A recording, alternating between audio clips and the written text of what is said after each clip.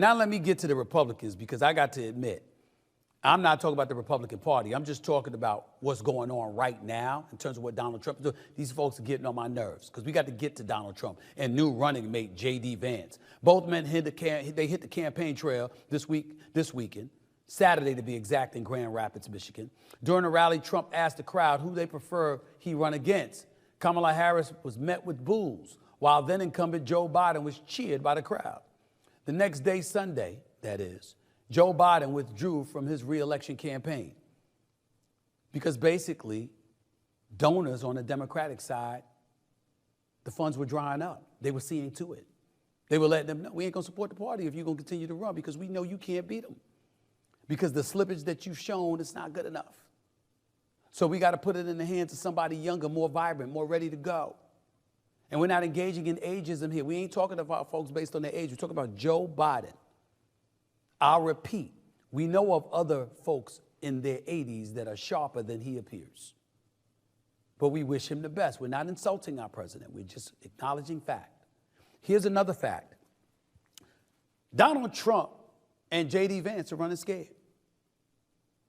And Mike Johnson, Speaker of the House, he's running scared too.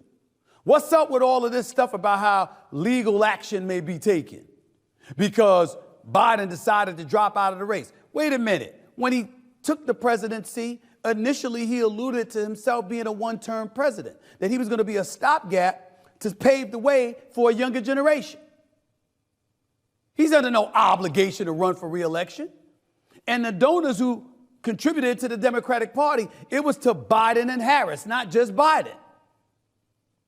So what's the problem with her running now? That's number two. Number three, Donald Trump, I know you ain't trying to engage in, dare I say, lawfare, are you? I know you're not trying to do that. Wasn't it you that was on stage saying that the Democrats were engaging in lawfare because they weren't confident they could beat you straight up in an election? Kamala Harris ain't bringing up insurrection. She ain't bringing up the votes in Georgia. She might bring it up to make an argument against you from a character standpoint. She might bring up the 34 felony convictions, but her objective and what she tweeted out, she's saying, yo, Donald Trump, I'm going to beat you. I can beat you. Ain't that what you wanted? You said that's what you wanted. Now, here's Donald Trump with this statement here. Check this out. So, we are forced to spend time and money on fighting crooked Joe Biden. He posed badly after having a terrible debate and quits the race. Now we have to start all over again. Shouldn't the Republican Party be reimbursed for fraud in that everybody around Joe, including his doctors and the fake news media, knew he was not capable of running for or being president? Just asking. Well, listen to the answer from your boy Stephen A. Anybody trying to hear that? You've been talking about Kamala Harris like you would rake her through the coals, like you would beat her. Suddenly, we're not talking about these lawsuits against you, civil or criminal. What we're talking about now is her going up against you one-on-one for the presidency of the United States. I thought this was what you wanted. So I don't want to hear from J.D. Vance. I don't want to hear from Mike Johnson. I don't want to hear from conservative pundits. I don't want to hear about the legal stuff now. This is what you wanted. This is what we all should want. I want to see Kamala Harris go up against Donald Trump. I want to see her ideas for the country versus his ideas for the country. I want to see her talking about her record against him talking about his record. I want to see you going toe-to-toe against one another. That's what we want to see. That's what we want to see. This is what you said you wanted. So when you bring up potential lawsuits, that's lawfare.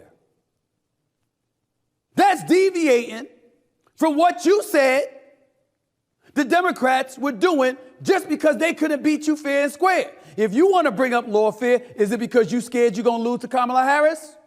I'm just asking. I'm just asking. That's what you said. You just asking. I'm just asking. Here's another quote from the real Donald Trump. The Democrats pick a candidate, crooked Joe Biden. He loses the debate badly, then panics and makes mistake after mistake, is told he can't win, and decide they will pick another candidate, probably Harris. They stole a race from Biden after he won it in the primaries. A first. These people are the real threat to democracy. Okay. Ain't nothing wrong with that tweet. You're entitled to your feelings. You're entitled to express your thoughts. Just don't go the legal route. Because by going that route, you're engaging in lawfare. And according to you, that's what the Dems were doing because they couldn't beat you fair and square in an election. You might be right. Or then again, you might not. Let's find out. Let's find out. Straight up, you against her. Getting a little scared now? I'm just asking. I don't know. But bringing up all of this legal stuff with Mike Jackson and Mike Johnson, rather, and J.D. Vance, it sounds scared. Y'all sound scared. What y'all doing being scared of Kamala Harris for? What's up with that? Scared of the ladies now? You scared of the vice president, huh? That's why the crowd was cheering for Joe Biden. You know there was some slippage. He was an easy opponent. You're confirming it's got a little bit tougher now, haven't you? Just asking. Just asking.